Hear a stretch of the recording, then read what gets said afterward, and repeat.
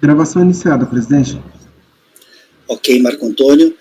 Colegas, após o intervalo, vamos dar seguimento ao nosso julgamento do período da tarde, do dia 5 de fevereiro de 2021, e vamos dar seguimento agora pelo item 131 da pauta, do contribuinte José Roberto de Luca Braz. José Roberto de Luca Braz, item 131, de relatoria do conselheiro Márcio. Márcio, pode então iniciar a leitura do voto. Então, trata-se de um auto de infração referente à pessoa física, só confirmar que está aberto, referente à pessoa física no ano calendário de 2007, em que foram imputadas duas infrações, imposto de renda sobre ganhos líquidos do mercado de renda variável e emissão de rendimentos correspondentes a depósitos bancários de origem não comprovada. Descendo mais um pouco, direto ao voto, já houve, sim, é bom informar, já houve reconhecimento de alguns depósitos bancários de origem não comprovada pela autoridade julgadora. Esses estão entabulados aqui na página 4, logo acima do tópico recurso voluntário. Só não foi reconhecido um, de R$45 mil. E no recurso voluntário, o contribuinte faz uma defesa muito ampla à disciplina de depósitos bancários de origem não comprovada.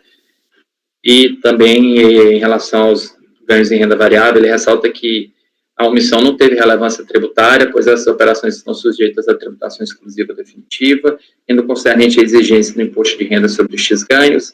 Destaque que houve desconsideração, destaque que a autoridade fiscal desconsiderou ou equivocadamente alocou os pagamentos efetuados e não considerou as perdas no calendário. Bem, a princípio, ele, já no voto, ele argue cessamento de direito de defesa pela rejeição do seu pedido de diligência. Assim foi decidido o pedido de diligência do contribuinte. Rejeita esse pedido de produção de diligência, formulado genericamente sem observância dos requisitos legais.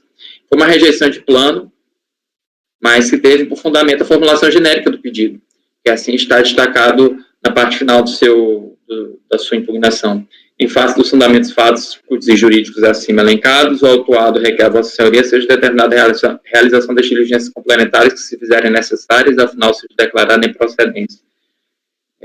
Aí eu falo que a conversão do julgamento de diligência voltada ao convencimento da autoridade julgadora, que não necessariamente um direito absoluto do contribuinte, e que ela deve atender aos requisitos dispostos no inciso 4º do artigo 16, sob pena de ser indeferido como um pedido não formulado, que aconteceu no presente caso. O contribuinte também faz uma longa defesa sobre depósitos bancários, sobre a disciplina de depósitos bancários de origem não comprovada. Ele aduz o regulamento do imposto de renda de 80, a súmula do Tribunal Federal de Recursos 182, o artigo 9º do Decreto-Lei 2471, além de decisões administrativas, e a súmula CAF-61, e entende que o artigo 42 não autoriza a fiscalização a formular requerimentos abrangentes e genéricos de informações bancárias relativas a vários períodos consecutivos. Essa matéria aqui se trata de uma matéria já de conhecimento de toda a turma, eu acho que não calha nós aprofundarmos mais. Nós sabemos que, portanto, o artigo 42 da Lei 9.430, ela cria uma presunção legal que inverte o ônus da prova para que o contribuinte comprove a origem dos recursos referentes aos depósitos bancários mantidos em suas contas bancárias ou de investimento, ou seja, a fiscalização desloca ao contribuinte o dever de comprovar, sob pena de caracterizar a omissão de rendimentos por presunção legal. Trago aqui, por exemplo, a decisão do STJ no agravo regimental 1343-926, que disse que a súmula, e o resto também 792-812, que são contra a aplicação, que caracteriza a aplicabilidade da súmula 82 do TFR diante do novo quadro legislativo. Faço todo um arrazoado. Também deve ser desprovido o argumento referente à súmula CAF número 61, pois os depósitos bancários de origem não comprovada, cuja totalização em muitos supera 80 mil. Isso, a 80 mil no ano calendário. Os depósitos bancários de origem não comprovada, deixar bem claro aqui, de valores inferiores a R$12 mil, e cuja totalização em muitos supera 80 mil no ano calendário, mesmo considerados os depósitos bancários já excluídos da base de cálculo. Então, também não se aplica a súmula CAF número 61.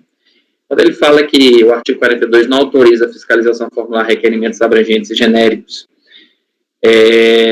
genéricos de informações bancárias relativas a períodos básicos consecutivos, apregou-me os termos de intimação e reintimação, é fácil perceber que o período está circunscrito a um único ano calendário, e mesmo que não fosse um único ano calendário, a autoridade fiscalizadora não pode ser obstada do poder-dever de lançar dentro do período decadencial de 5 anos. Então, se assim pudesse, ele poderia também exigir toda a documentação que não estivesse abrangida no período de decadência, e também não haveria nada errado quanto a isso. Também ainda existe, tão pouco existente em propriedade, a autoridade lançadora alargar ou restringir o limite do MPF, que é um instrumento de controle interno da repartição, e não excludente ou limitativo do poder-dever do auditor fiscal de efetuar o lançamento tributário. Com relação ao depósito bancário, que essa foi a disciplina genérica, com relação ao depósito bancário de R$45 mil, que é o único que ainda não foi impugnado, que ele tentou comprovar, ele fala o seguinte, mais abaixo, por outro lado, isso é a DRJ, por outro lado, não houve apresentação de qualquer prova material relativa ao recebimento do produto da venda do outro veículo, ocorrida em 30 de agosto de 2008. Eu confirmo a decisão de primeira instância, pois mesmo que haja um documento de autorização para transferência de veículo, com firma reconhecida em cartório neste valor, em nome de Nicolas Soares, não houve a constituição de crédito tributário correspondente a depósito bancário de origem não comprovada, idêntica à data ou valor. Continuo.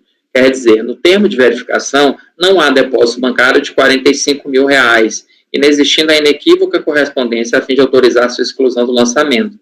Até porque o contribuinte sequer esclareceu o modo como ocorreu o pagamento, se à vista ou parceladamente, em cheque, depósito ou transferência. Então, não existe nenhuma prova de quais depósitos seriam correspondentes a R$45 mil, não cabendo essa autoridade julgadora que faça essas contas, portanto, que faça esse apanhado se o contribuinte não aponta como se deu o pagamento. Ele também defende que a movimentação financeira está justificada na operação de ganhos de capital em operações de renda variável, a movimentação financeira que eu falo, o restante dos depósitos, cujos valores não foram informados na declaração de ajuste anual, operações comuns e day trade, e foram desconsiderados pela autoridade lançadora, mas não carrega qualquer evidência que comprove sua afirmativa, daí porque tal argumento também deve ser desprovido. É apenas um argumento genérico.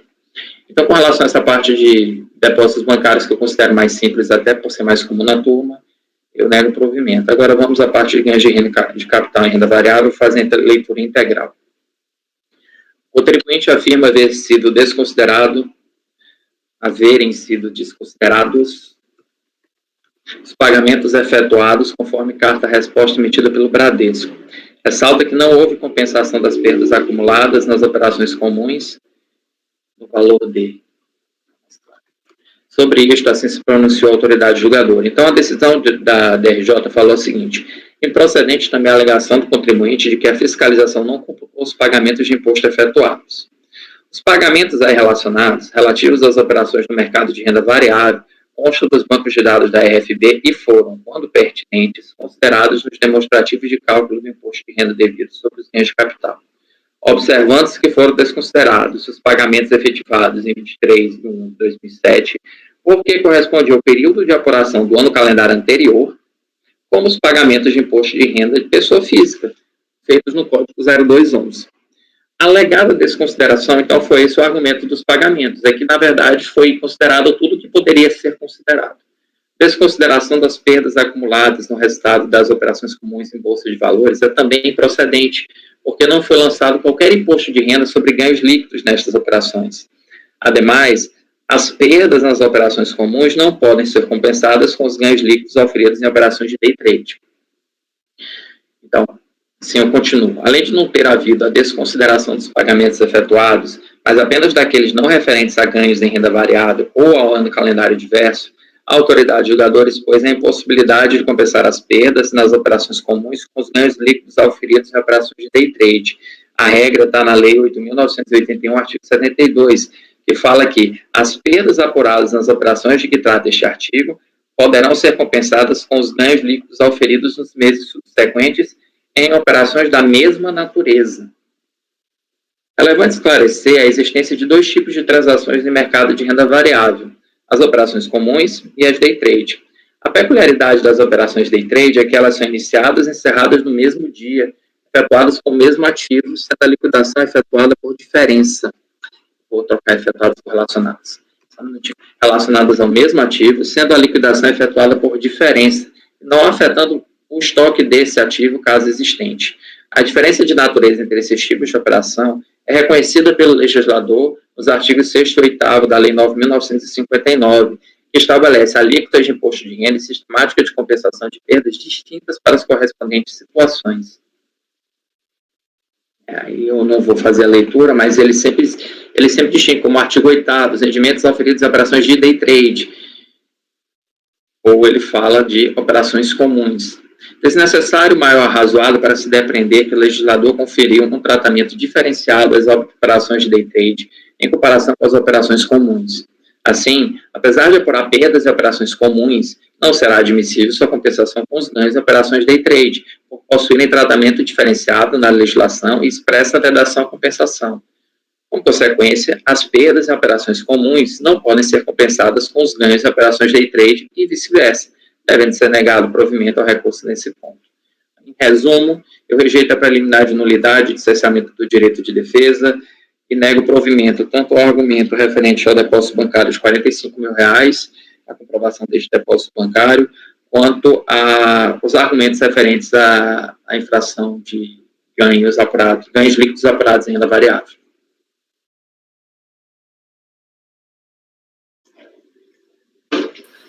Ou seja, nega provimento ao recurso voluntário. Sim, mas eu fiz questão de deixar esclarecido e discriminado quais são os pontos do... Tá. Colegas, em relação ao item 131 da pauta, o conselheiro relator fez um voto bem longo, bem extenso, deve ter dado um bom de um trabalho para fazer esse voto. Ele está negando provimento ao recurso voluntário. Está votando no sentido de negar provimento ao recurso voluntário. Alguém gostaria de comentar? Tu desligou o microfone, Dene. Eu bati no teclado em alguma coisa aqui que desligou. O conselheiro relator, então, está votando no sentido de negar provimento ao recurso voluntário, em relação ao item 131 da pauta. Alguém gostaria de comentar o voto do relator ou o processo? Não? Gregório, como que você vota?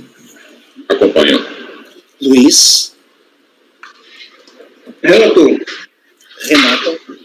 Acompanho. Rafael? Eu acompanho. Francisco? Acompanho. Ana? Acompanho. Eu também acompanho o relator. Então, colegas, em relação ao item 131 da pauta, do contribuinte José Roberto de Luca Braz, ficará assim o resultado. Acordam os membros do colegiado por unanimidade de votos em negar provimento ao recurso voluntário. Acordam os membros do colegiado por unanimidade de votos em negar provimento ao recurso voluntário. Esse é o resultado para o item 131 da pauta, do contribuinte José Roberto de Luca Braz. Agora Presidente, eu agradeço só o elogio, eu agradeço o elogio, mas esse não deu tanto trabalho, ele é mais trabalhoso pela quantidade de matérias, mas não deu tanto trabalho quanto alguns outros de depósito bancário já deram. Mas obrigado. O item 132 da pauta, que seria o próximo, já foi julgado mais cedo. Esse era um item em relação ao qual havia pedido de sustentação oral, então foi adiantado, já foi feito. Agora vamos fazer os itens 133, 134 e 135, os três de relatoria do conselheiro Luiz. São os últimos três itens da pauta. Porque depois desses três tem mais dois itens que foram retirados de pauta. O 136, a pedido da PGFN, e o 137, a pedido do patrono e da PGFN. Então, estão na pauta para julgamento apenas os itens 133, 134 e 135, todos de relatoria do conselheiro Luiz. Vamos, então, começar pelo item 133, da contribuinte Patrícia Trancoso da Silva de Zaro.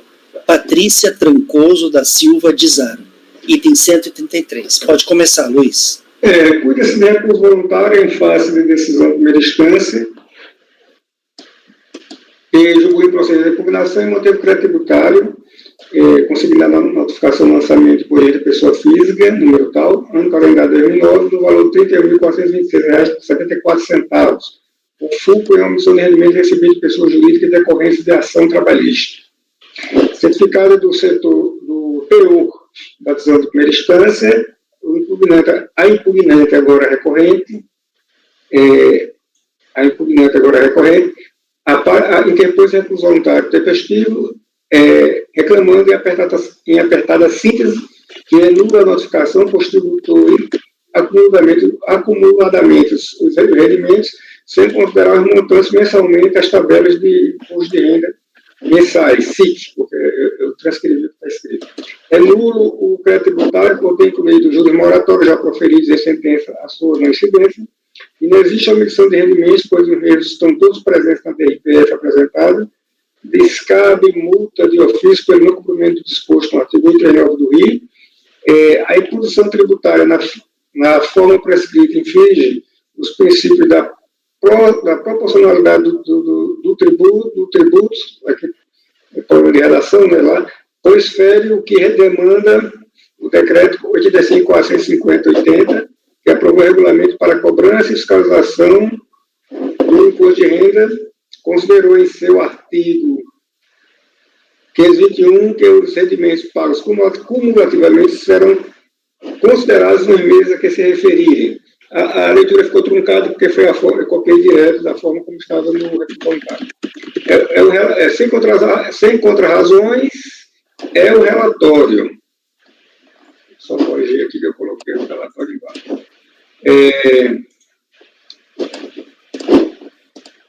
Pois bem, não obstante a tempestividade do recurso voluntário, ele conhece parcialmente, descadou em matéria não pré-questionada em sede de impugnação, a saber, não incidência de imposto de renda sobre juros moratórios,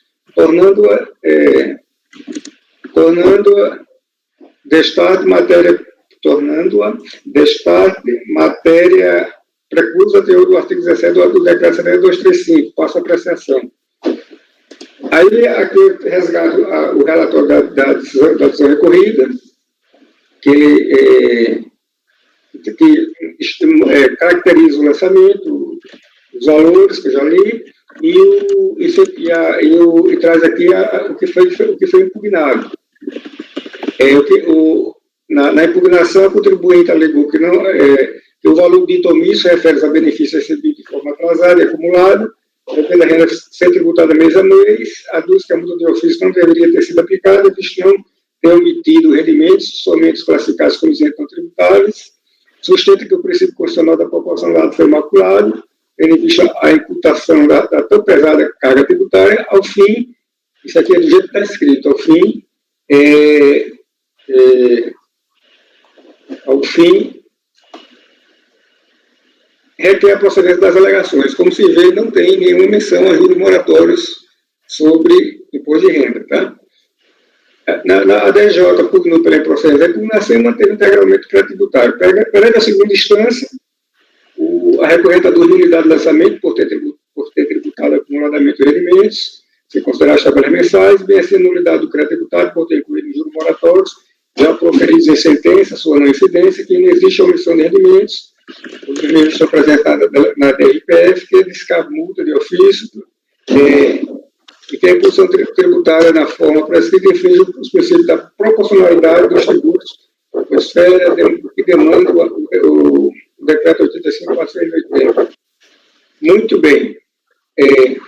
Inicialmente, empreendo destacar que, em relação à incidência de IRPF sobre juros moratórios, a própria recorrente afirma que, em sede de impugnação, que não foi objeto do lançamento, conforme sede a seguir produzido.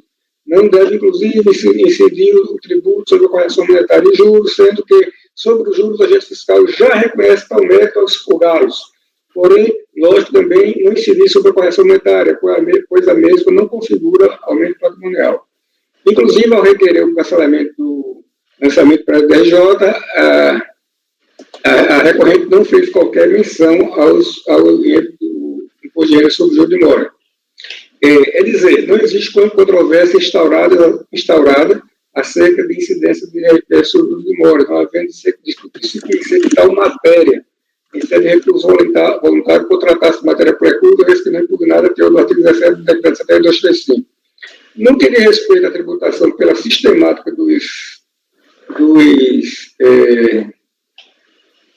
pela sistemática do RA, entendo que a fichazão recorrente em face do RE 614.406, com repercussão geral, que assentou a tese nesse sentido, que o imposto de renda retido na fonte sobre as verbas recebidas acumuladamente deve observar o regime de competência aplicado à alíquota correspondente ao valor recebido mês a mês, e não a relativa ao total satisfeito de uma única vez.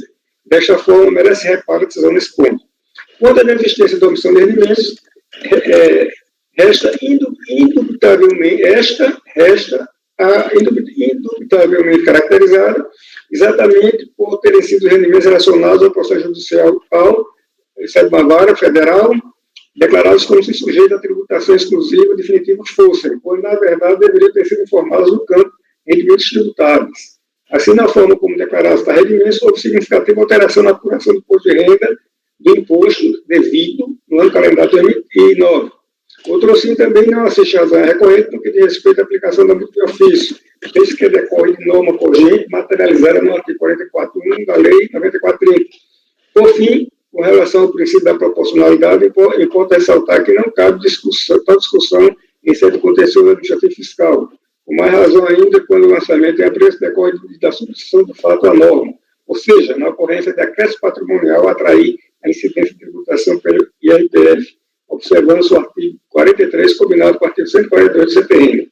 Nessa perspectiva, voto por conhecido parcialmente o recurso voluntário e na parte conhecida legal e provimento, determinando de ofício que a unidade de no caso aqui não seria de ofício, porque ela pediu, né? Acho que é verdade, dar-lhe provimento parcial ao recurso voluntário. Dar-lhe provimento parcial. Vou corrigir aqui. Para que a unidade de origem da Secretaria da Receita Federal proceda ao recálculo do imposto de renda devido no ano calendário 2009, relativo aos rendimentos recebidos acumuladamente, RA, com base nas tabelas e alíquotas vigentes às épocas dos respectivos fatos geradores, mês a mês, observância de status do regime de competência. Eu voto, presidente.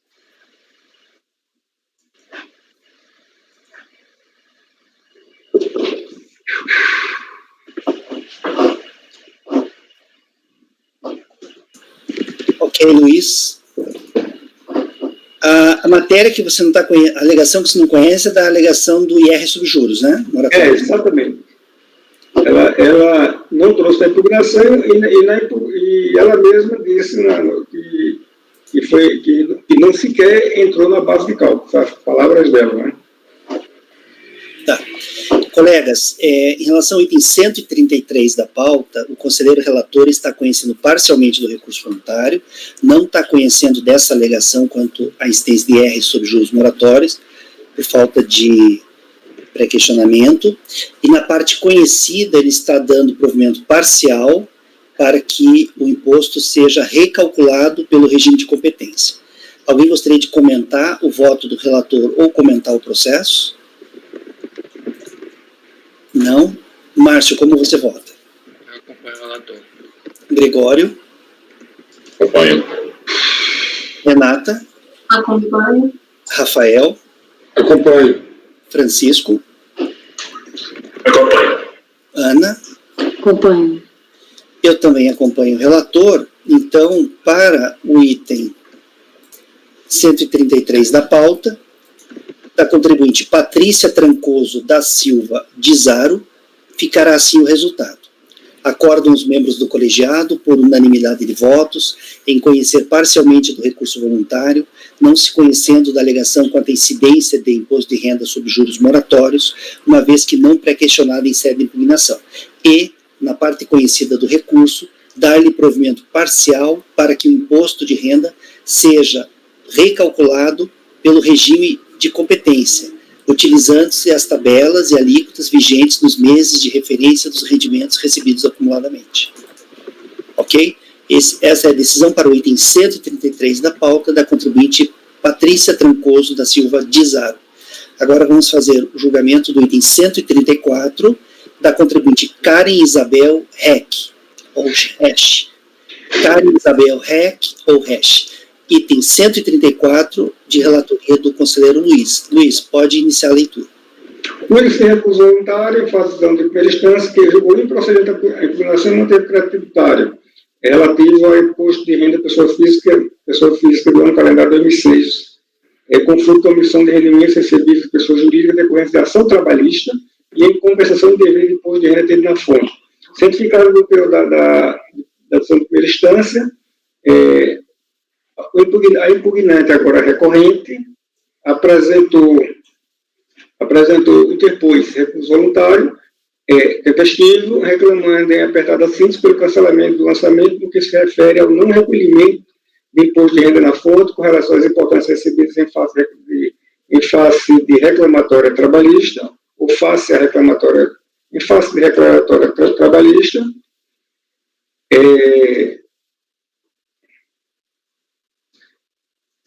bem assim pela não incidência de imposto de renda sobre a parcela de indenização monetária e não incidência de imposto de renda sobre os juros, e ao fim e ao cabo requer a conversão do julgamento de diligência para se apurar os valores efetivamente devidos e, consequentemente, realize a compensação de ofício com suposto débito, objeto de lançamento suplementar com os valores pagos indevidamente a maior a título de imposto de renda à fonte, bem como incidência sobre parcelas de caráter indenizatório, juros de mora e indenização monetária. Ela chama de indenização monetária, né?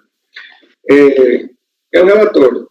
Não obstante a tempestividade do recurso voluntário, delinquente parcialmente, vez que a em matéria não está questionada, exceto publicação a saber, não incidência de imposto de renda sobre parcela de indenização monetária e não incidência de imposto de renda sobre os juros, tornando o Estado matéria preclusa, até o artigo 17 do decreto 235, passo à apreciação. Aí aqui eu resgato o relatório da decisão recorrida, relatório longo, bastante circunstanciado, todos os conselheiros estão tendo acesso na tela. Aí eu prossigo aqui no julgamento, afirmando que no julgamento de primeira instância da DJ pugnou pela improcedência da impugnação e manteve integralmente o crédito tributário. Perante a segunda instância, eu já falei o que a recorrente reclama, são aqueles tópicos que eu falei no início do voto. Conforme já relatado, prosseguindo a leitura, conforme já relatado, as alegações relativas à não incidência de imposto de renda sobre parcela de indenização monetária e a não incidência de imposto de renda sobre juros não são passíveis de conhecimento em virtude de ausência de pré-questionamento, fato que prejudica, por consequência, o pedido de conversão do julgamento de diligência, vez que este fundamento ser suposto pagamento indevido de imposto de renda sobre tais verbas. Dessa forma, remanesce nesse contencioso apenas a matéria que diz respeito, remanesce nesse contencioso apenas que diz respeito à retenção do imposto de renda na fonte. Todavia, não obstante as alegações da recorrente de que ocorreu recolhimento de imposto de renda em valores superiores àqueles glosados pela autoridade lançadora, o fato é que consta dos autos, folhas 481, que a sentença vedou a efetivação do desconto do imposto de renda na fonte dos valores recebidos pela recorrente, sem, todavia, atribuir a qualquer uma das partes a responsabilidade pela comprovação da aludida retenção, embora reconheça que isso não equivale à inexistência da correspondente obrigação tributária. Aí aqui eu resgato, eu colaciono o trecho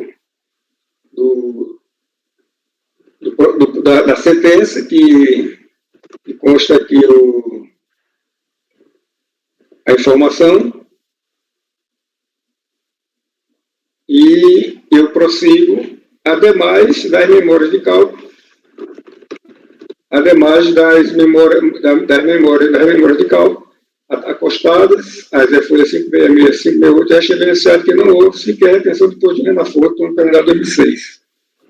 Nessa perspectiva, entendo não merecer reparo a decisão ocorrida. Aí aqui, na sequência, eu estou reconhecendo a tributação pela sistemática do RRA com fogo no RE, com base um SPEC no RE 614.406. Aí, nessa perspectiva, eu estou votando por conhecer o recurso voluntário, conhecer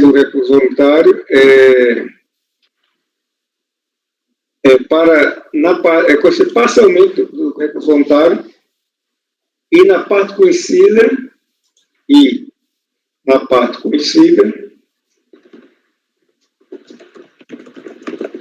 negar o provimento.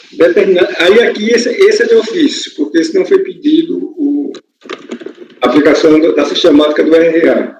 E determinando de ofício que é um dado de origem da Secretaria Especial da Receita Federal do Brasil, proceda a recálculo do imposto de renda devido ao ano calendário 2006 pela sistemática do RRA. É o voto, presidente. Esse aqui foi de ofício. Aquele outro, eu deixei a mesma redação, por isso que ficou atrapalhado. Mas esse aqui é de ofício, aquele primeiro o anterior não. O anterior houve pedido específico.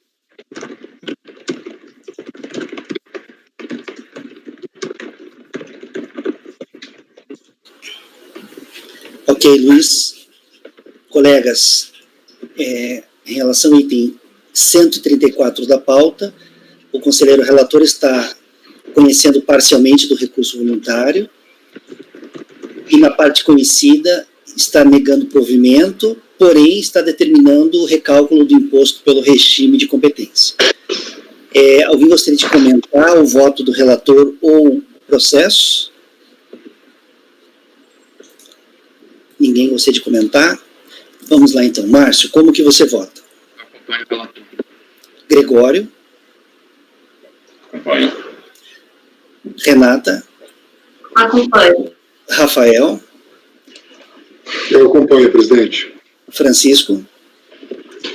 Acompanho. Ana? Acompanho. Eu também acompanho o relator. Luiz, só uma perguntinha. Essa indenização monetária não tem nada a ver com... Não, eu acho que ela quis dizer correção monetária, como no outro recurso, sabe? Ela usou essa expressão indenização monetária.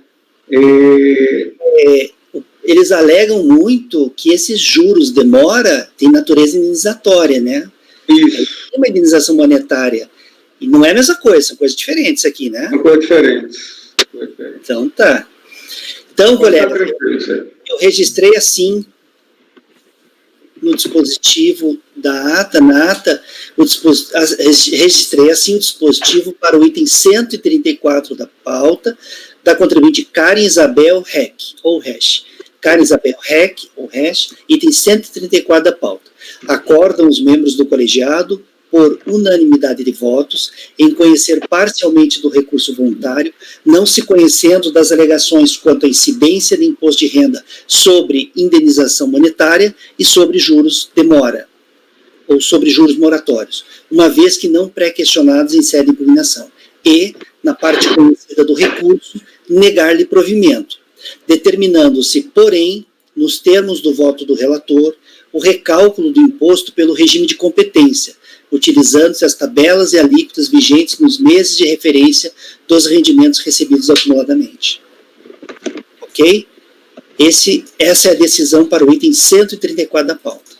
Vamos fazer agora o último item da nossa pauta, né? O último item que está sobrando na pauta, que é o item 135, do contribuinte Geraldo Soares Novaes, filho. Geraldo Soares Novaes Filho, item 135, também de relatoria do conselheiro Luiz. Luiz, item 135, pode começar. Conhecendo por voluntário, em face de decisão de primeira instância, que julguei procedente a impugnação do crédito tributário relativa à infração de imposto de pessoa física no calendário 2009, com fundo em omissão de rendimento de trabalho sem vínculo empregatício, recebido de pessoa física e falta de recolhimento do INPF devido de Carnelião. Isso aqui foi a famosa a multa isolada, né? Multa isolada que teve. Vamos lá. Certificado da decisão de primeira instância, o impugnante agora recorrente, depois acusou voluntário tempestivo, reclamando em apertada síntese pela nulidade do lançamento com equívoco na apuração do tributo devido e indevida desconsideração dos recolhimentos efetuados ao longo do período fiscalizado, bem assim na impossibilidade de se exigir a penalidade isolada concomitantemente com a multa de ofício, a famosa concomitância multa de ofício, multa isolada, a discussão já é bastante conhecida da turma. O recurso voluntário tempestivo passa a apresentar a apreciação. Na sequência, eu trago o relatório ação recorrida para melhor contextualizar os conselheiros do contencioso, deste contencioso aqui, né, transformado. Aqui eu vou dispensar a leitura, porque vocês estão vendo é basicamente um resumo do auto da infração em si, e também a DJ trouxe colação no relatório fiscal. Eu trouxe ele da forma como está na DJ, ver aqui a impugnação que o contribuinte está enfrentando, todos os temas são textos longos, que dispensam a leitura, porque os conselheiros estão acompanhando na tela do computador, e o contribuinte já tem pleno conhecimento desses fatos, sobre os quais ele, inclusive, apresentou recurso voluntário. No julgamento de primeira instância, a DJ pugnou pela improcedência da impugnação e manteve o tributário. Perante a segunda instância, o recorrente concentra sua resignação na nulidade do lançamento por equipe na apuração do tributo devido no ano calendário 2009, e aí devido à desconsideração do recolhimento efetuado ao longo do período fiscalizado, bem assim na impossibilidade de se exigir a penalidade isolada concomitantemente com a multa de ofício. Pois bem, conforme se observa nos autos, a resignação do recorrente quanto à apuração do RPF, devido em respeito à não consideração pela autoridade lançadora da partilha de honorários advocatícios, recebidos no ano calendário 2009, promovido entre os 3 advogados do escritório de advocacia, aos quais do qual o recorrente faz parte. Deduz ainda que dos autos, deduz-se ainda dos autos, que o montante de R$ 227.242,02 apurado pela autoridade lançadora a título de omissão de rendimentos tributáveis é incontroverso. A controvérsia, todavia, questiona-se na parcela dessa quantia que caberia ao recorrente. O montante foi esse valor aí. A discussão está, desse valor, qual foi o quinhão que seria tributável, seria atribuído ao contribuinte, a este contribuinte. De plano, verifica-se que o lançamento da preço não apresenta visto de nulidade por suposto aqui na apuração do tributo devido ao calendário 2009, por não terem sido considerados recolhimentos efetuados ao longo do período fiscalizado da forma alegada pelo recorrente. Isto porque, conforme relatado nos autos, o recorrente foi intimado e reintimado a comprovar, com documentos válidos idôneos, o rateio dos honorários advocatícios com os demais advogados, e nada respondeu à autoridade lançadora, quedou-se inerte. Deixa eu observar que os documentos acostados às folhas 85 e 104 constituem-se indícios, começo mesmo de prova, da participação dos demais advogados do escritório a respaldar a distribuição de honorários advocatícios, mas por si só não tem a robustez necessária para afastar as premissas do lançamento, no sentido de que o acréscimo patrimonial, a riqueza nova, não era de titularidade do recorrente. Não há nos autos elementos capazes, não há nos autos elementos probatórios da efetiva retransferência de valores relacionados aos honorários advocatícios internos para os demais advogados do escritório. Nessa perspectiva, não vislumbra nulidade do lançamento e a preço. Todavia, cujo dos autos que os demais advogados ofereceram a tributação após o início do procedimento fiscal em desfavor do recorrente, valores relacionados ao rateio de honorários alegados por este, que também afirma que foram, inclusive, parcelados. Nesse contexto, entendo que tais quantias devem ser deduzidas à omissão de rendimentos consignados ao lançamento e a preço, de forma a se evitar o bis in idem, ou seja, a duplicidade de tributação sobre os mesmos rendimentos relativos ao mesmo ano calendário. Foi o que aconteceu. Depois que ele recebeu, foi certificado da ação fiscal, os outros 2 advogados, que ele disse que participaram do rateio, apresentaram declarações retificadoras, que eles não tinham apresentado esses rendimentos, eles não tinham declarados. Aí eles apresentaram esses rendimentos, né, para se precaverem, assim, de ser autuados também. Ele viu que um deles foi autuado, então os outros 2 já tomaram conhecimento desse procedimento e se anteciparam e apresentaram uma declaração maior depois de iniciado o procedimento em face do recorrente aqui. Dessa forma, eu dou isso porque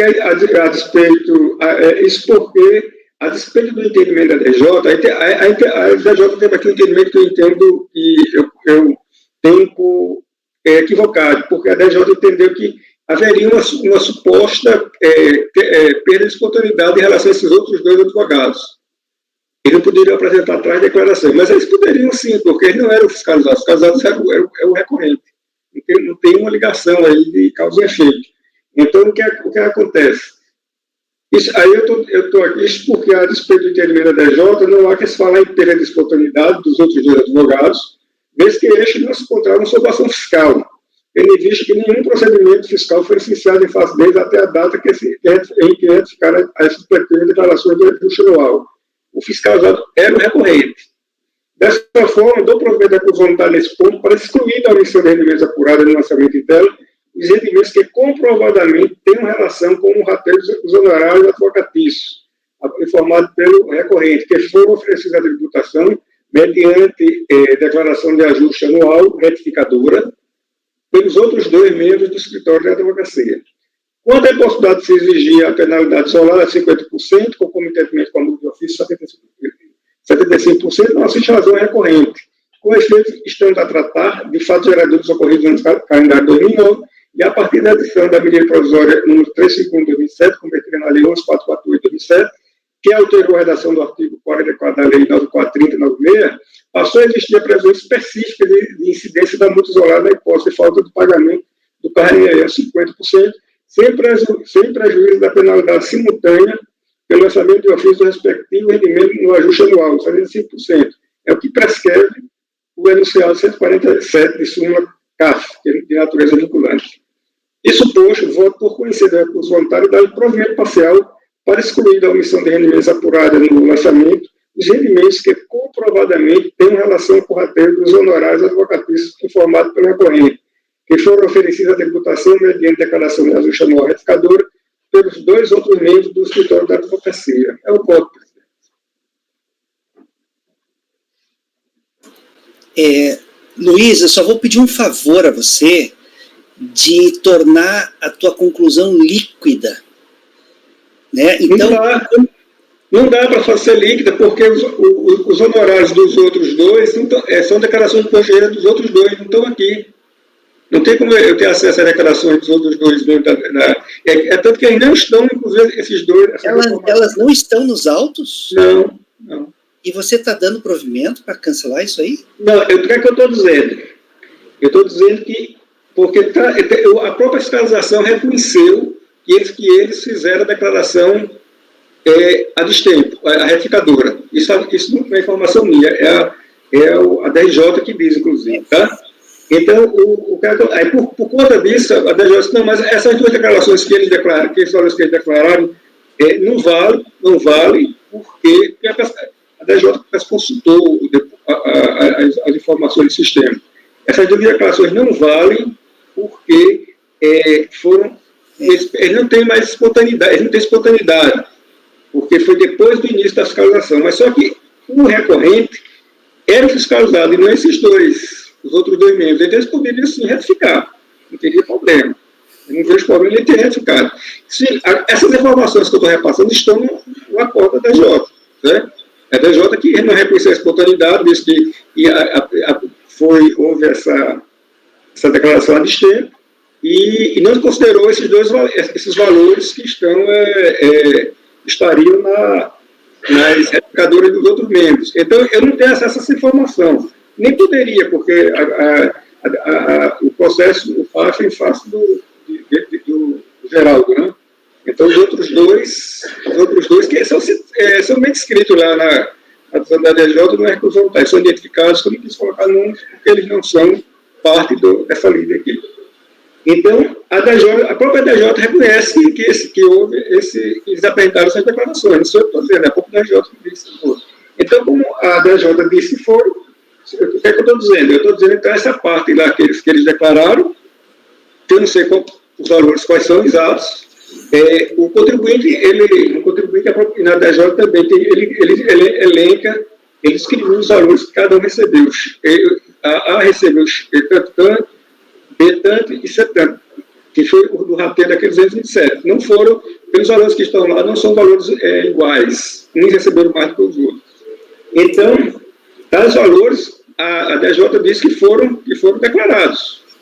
Tá? Não sei o que estou dizendo, não, isso aí está lá, você consultar, se o DJ vai estar lá isso. Então, como já está reconhecido nos autos que houve essas duas declarações, eu não quis dizer, por exemplo, eu não quis copiar os valores que são informados no recurso voluntário, que o contribuinte disse que foi tanto para tanto, eu não tenho certeza se foi exatamente aquela ordem de grandeza. E eu também não sei se aqueles valores se for aquela ordem de grandeza, se for só aqueles valores que foram declarados, se tem outros valores, quer dizer, é preciso que a unidade de origem faça essa apuração.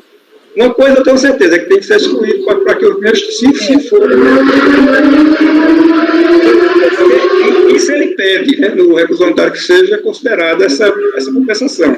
Mas eu acho, Luiz, que não dá para fazer uma decisão assim, sabe, no ar, e líquida, uma coisa assim que vai... Mas eu não posso negar provimento ao recurso. Você pode eu estou dando provimento ao recurso.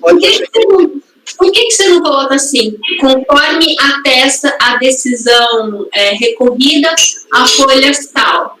Aí a unidade de origem vai na decisão recorrida e vai ver que a DRJ mencionou a declaração de imposto de renda. Vai ficar mais fácil a declaração das duas pessoas, vai ficar mais fácil para ele localizar a declaração, sem precisar mencionar o nome das pessoas. Luiz, essa tabela que você colocou no teu voto, que é a transcrição da DRJ, né? Não sei, eu o relatório. Essa daqui é da impugnação, eu trouxe a impugnação.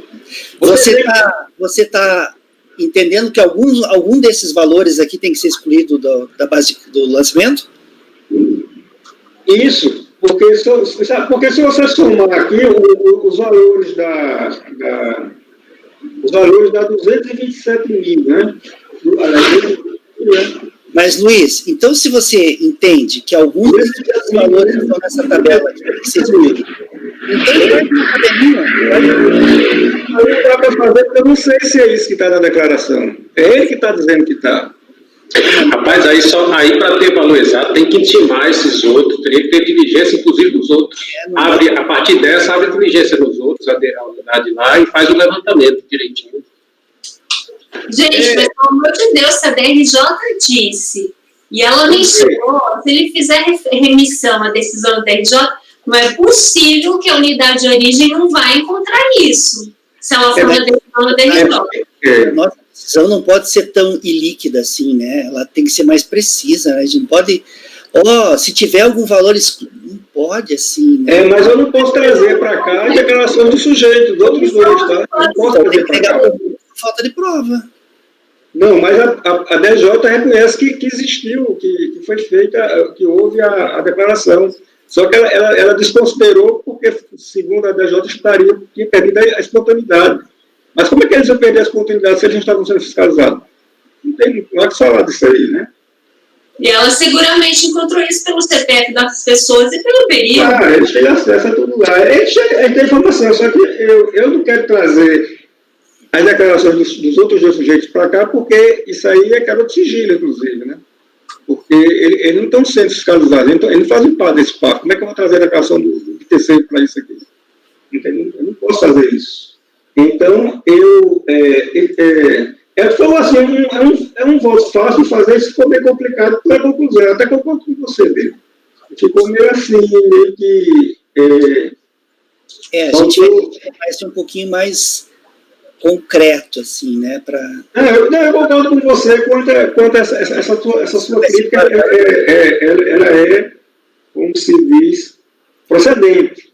Eu vou ver, mas só que eu não posso trazer elementos de outros contribuintes e terceiros para esse PAF aqui. Eu não posso dizer, deduza tanto, eu não sei qual o tanto que eu vou deduzir, eu não estou vendo a declaração do terceiro. Como é que eu vou dizer? Deduza esse valor aqui, ele declarou em tal DPF, eu não tenho condição de fazer isso. Né? Denis, você pode só advertir do Luiz, e a gente julga.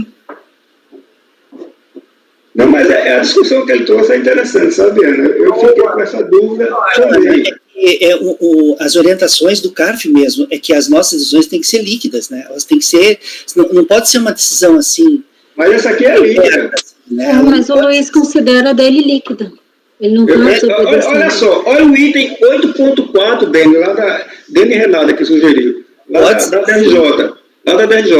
E a fiscalização percebeu essa nuance e registrou tal fato no relatório fiscal, até intimou o órgão impugnante a apresentar documentos que comprovassem a participação dos outros advogados nos trabalhos que deram origem, fato gerador, aos rendimentos, mas nada foi apresentado no sentido efetivo da transferência dos valores proporcionais, só que eu disse lá no voto. O que se constatou, que interessa a partir de agora, o que se constatou foi a entrega de declaração de ajuste anual para os supostos participantes da partilha de rendimentos. Em data posterior a... Começa aí, supostos participantes. Suposto. Você vai cancelar. Data posterior à ciência do termo de início de casação. Portanto, já excluída a espontaneidade. Ela não disse que agora... Até que o que o fiscal diz. Quanto à alegação do contribuinte, que houve distribuição de honorários e consulta ao sistema da PRP, acho que as declarações de cogênero dos outros dois contribuintes, fiscal identifica os outros dois contribuintes, retificadora de fulano, que contém os valores em questão, foram transmitidas em 11 de janeiro de 2002. Contém os valores em questão, ou seja, a parte da distribuição dos honorários. Ou seja, 22 dias após a ciência do termo do... Quer dizer, inclusive isso está até de volta para essa relação. Quer dizer, não há dúvida que houve essas declarações, certo? A autoridade lançadora diz inclusive, que em conceito cheio da Receita, as declarações de poder dos outros dois contribuintes, que contém os valores em questão, os valores do rateio, certo? Os valores do rateio, foram transmitidos no de janeiro de 2012. Isso.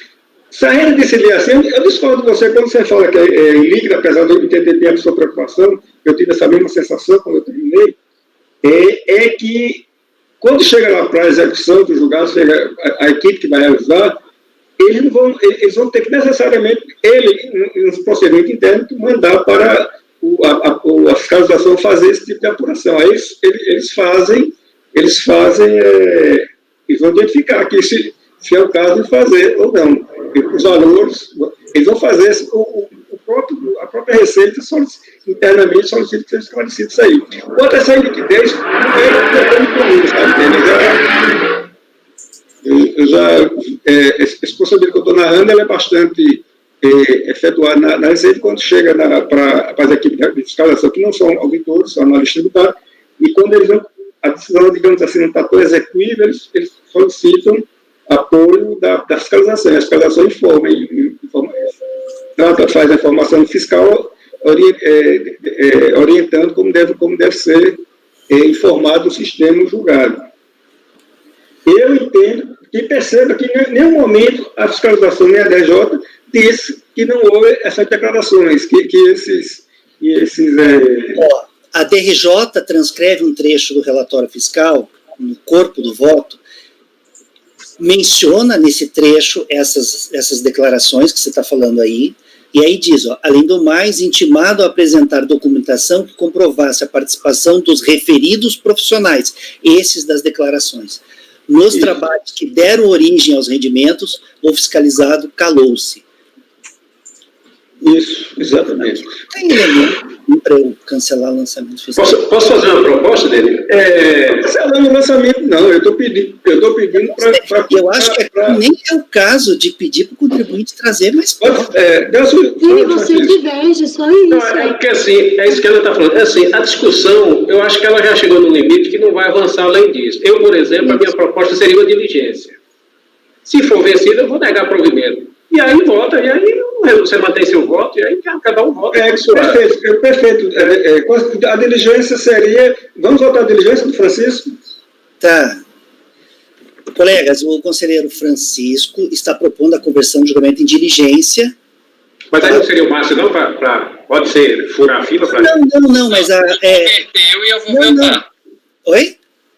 ele propôs, eu vou votar. Eu não preciso propor. Qualquer um pode propor, assim, não tem ordem para propor, né? Beleza. Aí a gente vota a diligência. A diligência para quê? Segue a ordem normal para votar. Para trazer as declarações de ajuste anual dos outros advogados. É isso, né, Francisco? Comprovar, comprovar, não precisa trazer as declarações. Ela vai abrir a diligência neles, a intimar o contribuinte, intimar os outros, abrir uma diligência e a fiscalização comprovar que esse valor que saiu daqui foi o que entrou lá. Mas isso a fiscalização já disse, viu? Esse trecho aí que o Deni leu, o parágrafo imediatamente anterior, é no seguinte tempo, o contribuinte apresentou uma tabela, né, falando que desse valor de 227 mil, uma parte é dele e outra parte é dos outros 2 profissionais. Aí o que é que diz a fiscalização? Quanto à alegação do contribuinte de que houve distribuição dos honorários, em consulta aos sistemas da RFB, constata-se que as declarações dos outros 2 contribuintes, retificadora de João Rosa e original de Rodrigo Paiva, contêm os valores em questão. Então a fiscalização já fez isso. Esses valores que o contribuinte informou nessa tabela aí, dividido entre os 3, a fiscalização já entrou lá no sistema e já viu que está na declaração dos outros 2. Exatamente, Gregório. Perfeito. É exatamente o que ele está dizendo. Na verdade, quem colocou a sombra de dúvida foi a DJ, quando ela usou supostamente participando da partilha. Supostamente participando da partilha. Aí, que o valor informado pelo contribuinte que foi distribuído está declarado na declaração dos outros 2 profissionais, isso aí para mim é incontroverso, a própria fiscalização já disse. Aí o que a fiscalização disse? Beleza, está lá, só que você, contribuinte autuado aqui no caso, não comprovou que eles participaram do trabalho que deu origem a esses recursos. E aí veio o lançamento. Mas assim, que o valor está declarado lá na declaração dos 2 contribuintes, isso aí é incontroverso. Então super sim. Eu concordo plenamente com porque a dúvida, na verdade, foi colocada pela DJ. Eles supostamente participaram. Eu tinha entendido que eles tinham feito a retificadora, mas não estava afirmando, tinham feito a retificadora acrescentando valor, mas a fiscalização não tinha afirmado que esses valores estavam lá. Se ela afirmou... Aqui no item 8.4, inclusive eu transcrevi no voto, né? Deixa eu ver se eu transcrevi o item 8.4. Se eles declararam, não dá para cobrar. Eu não transcrevi não o item 8.4. Mas no item 8.4, eu fiz só o relatório. Mas a DLJ, essa parte do relatório, eu poderia até... É interessante, porque aí fica amarra, né? Tá aqui no voto, Luiz. Tá no voto, né? Essa parte tá aí também. É uma imagem que você colocou. É uma imagem, é por isso que eu não estou abrindo aqui, que a imagem fica presa, tá certo. Também estou vendo agora aqui. Tá vendo? Então eu vou deixar meu voto assim. Aí, se alguém tiver uma ideia melhor, faça diferente. E para mim está muito claro. Agora, veja bem, mesmo que ele não tenha participado da partilha, isso aí passa a ser irrelevante. Se aquela parcela do valor foi declarada por eles, pelas partes, nem que ele não tenha participado da partilha dos trabalhos, isso aí passa a ser relevante. Foi oferecida a tributação. Esse é o fato relevante, é que foi oferecido a tributação. Se os caras resolveram, se os demais resolveram pagar tributo, repartir tributo, aí é uma questão pessoal. Mas essa questão de que supostos participantes, essa comprovação ela é deficiente. O que importa é o fato de ter sido declarado o imposto. Isso é o que importa. Mas eu vou manter o voto assim, presidente. Vou manter o voto assim. Para mim não está ilíquido não, porque o Gregório destacou muito bem, está lá no relatório fiscal. Qualquer dúvida na execução, devolve o processo para a origem da fiscalização que eles anunciam.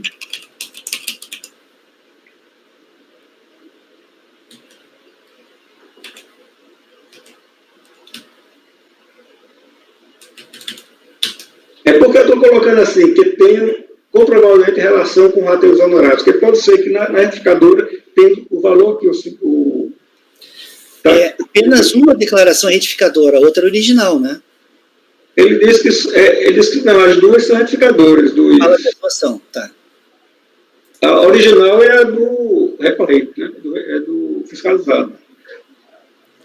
Os outros dois apresentaram retificadores.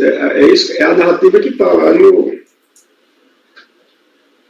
Porque, olha só, quando a gente Veja bem, Não, gente, de verdade, vamos votar? Já deu, eu acho. Todo mundo já sabe o seu posicionamento, a gente pode votar já. O Dani discorda, se ele quiser discordar, o Francisco propõe a diligência e todo mundo faz o que acha certo. Ninguém está errado, está certo. Sei lá, cada um tem sua opinião.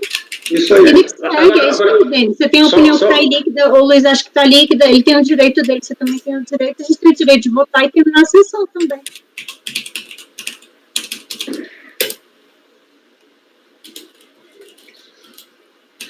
ele está dizendo aqui, ó, segundo esclarecimento da própria autoridade lançadora no termo de verificação e constatação fiscal integrante do auto de infração, 1.4, o fiscalizado apresenta a tabela no qual rateia os valores apresentados na intimação, de forma a assumir para si o valor de 72 mil, imputa a Rodrigo Paiva Magalhães Soares Novaes o valor de 105 e a João Rosa da Conceição 50. Aqui no voto, Luiz, só tem isso. Então era interessante transcrever essa outra parte, onde ele reconhece que essa diferença é exatamente isso aqui. Não, mas ele reconhece a fiscalização? Não, porque aqui no voto está aqui, ó, do trecho está, ó, segundo o esclarecimento da própria autoridade lançadora, o termo de verificação e constatação fiscal integrante do auto de infração, item 1.4, aí ele traz, ó, o fiscalizado apresenta tabela no qual rateia os valores apresentados na intimação, de forma a assumir para si o valor de 72 mil, imputa a Rodrigo Paiva Magalhães sendo o valor de 105 e a João Rosa 50. Isso aqui foi uma tabela que o fiscalizado fez. Está no voto, Francisco, do Luiz. Essa informação está no voto. Está na imagem que ele colou aí. Ele colou a imagem da... Sim, mas eu estou vendo... Sim, não é na página 6 do voto? Hã? Na página 6 aqui do voto, não é essa? Francisco está ali no voto. É o item 1.4, né, Francisco? Isso. Eu estou dizendo, aqui é uma tabela apresentada por ele. A fiscalização não está dizendo assim, ele trouxe esses valores. Ela não está confirmando o que a gente iria pedir na diligência aqui, não. Pelo menos nesse trecho aqui transcrito. Francisco, veja aí, na página 4. Página 4, isso. Do arquivo aí, do voto do Luiz. Tem uma imagem. A página 4 começa com uma imagem. Aí tem assim, um dígito 4, que é justamente essa informação, esse rateio que o contribuinte apresenta. 72 mil para ele, 105 mil para outro e 50 mil para outro. Aí, na sequência, é outra imagem. E aí a fiscalização fala, quanto à alegação do contribuinte de que houve distribuição de honorários, em consulta aos sistemas da RFB, constata-se que 2 declarações aí seguem. Contém os valores em questão. Exatamente. Vamos votar, pessoal. Eu estou esperando vocês, só. Podemos votar? Quer mais algum esclarecimento, Francisco? Eu estou vendo aqui. Agora.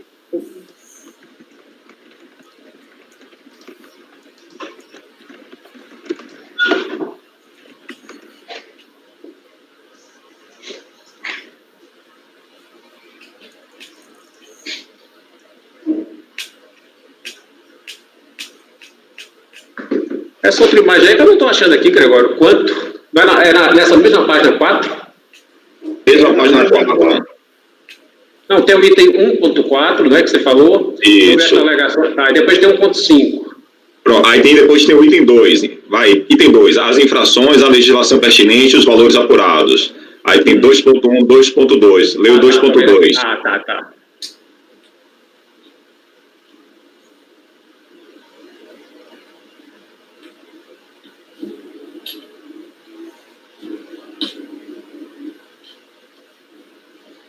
Na verdade, o que ele está questionando não é o valor em si, é a perda da espontaneidade. Na verdade a fundamentação aqui dela foi só a perda da espontaneidade, não entrou em valor. Exatamente. Aí eu retiro a proposta de diligência. Tá, podemos julgar, então? Márcio, como você vota? Acompanha o relator. Gregório, Acompanho o relator. Renata, Acompanha o relator. Rafael, Relator. Francisco, O relator. Ana. O relator. Eu vou divergir do relator, eu vou negar provimento ao recurso voluntário. Luiz, eu redigi assim o dispositivo, veja se está de acordo com o que você decidiu. Para o item 135 da pauta do contribuinte Geraldo Soares Novaes Filho, ficou assim o resultado. Acordam os membros do colegiado, por maioria de votos, em dar provimento parcial ao recurso voluntário para excluir da omissão de rendimentos apurada pela fiscalização os rendimentos decorrentes de rateio de honorários advocatícios informados pelo recorrente e que foram oferecidos à tributação mediante declaração de ajuste anual retificadora pelos outros 2 membros do escritório de advocacia. Ponto. Vencido o conselheiro Dene, que negou provimento ao recurso voluntário. Que negou provimento. Perfeito. Pode ser assim? Pode. Então tá. Eu estou achando mais onde é que está o... Esse era o último item. Não, era o último, deixa eu ver. Era o último item. Os próximos 2 itens saíram de pauta a pedido primeiro, o 136 a pedido da PGFN, o 137 a pedido da PGFN e do patrono. Então acabou, pessoal. Julgamos todos os itens da pauta. Ok. 118 processos.